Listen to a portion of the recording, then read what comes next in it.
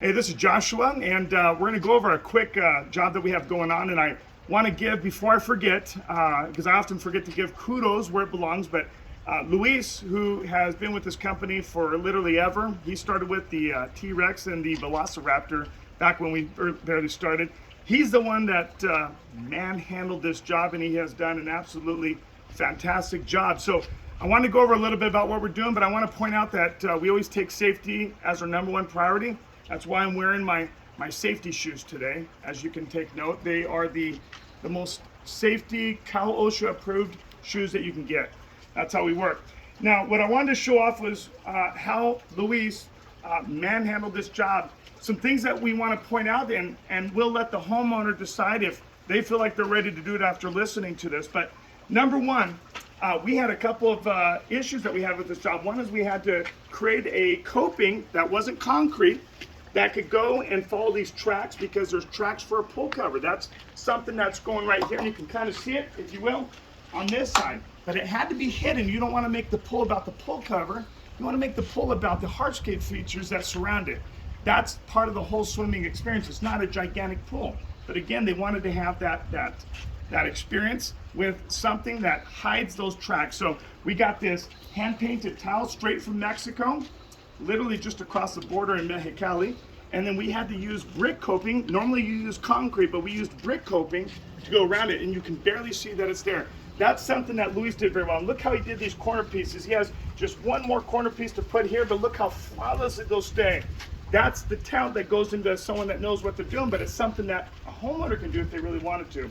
Now, regarding the stone, you have to make sure that you create low spots. Behind us, we have what we would kind of in layman terms call a deco drain. That's this right here.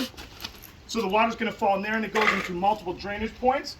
We also have a low point that's right here. There'll be a pot right here, and that's very important for hardscape, especially flagstone. You have to create a little bit more of a drop with flagstone than you do with concrete, because concrete's a little bit smoother, if you will, of a hardscape surface, and water can travel a little bit easier. A little bit tougher on flagstone. So make sure you create maybe a 2% fall, or at least a 1.5 instead of the normal 1% that you see with concrete.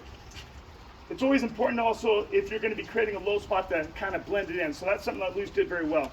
Now, regarding the flagstone, flagstone's natural stone. It's been around for millions of years. A lot of people like to use it for that reason, and that it's not going to change in color. It's not going out of style. It's been around forever.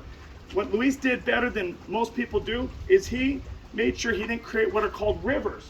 Now, what a lot of people do is they would create multiple flagstone pieces that meet up like this and maybe turn a little bit, and then you have what's called a river. Rivers look very unnatural. What you want this to mimic is kind of think about those asphalt roads that are broken down over time, and they have little, what they call crocodile lines.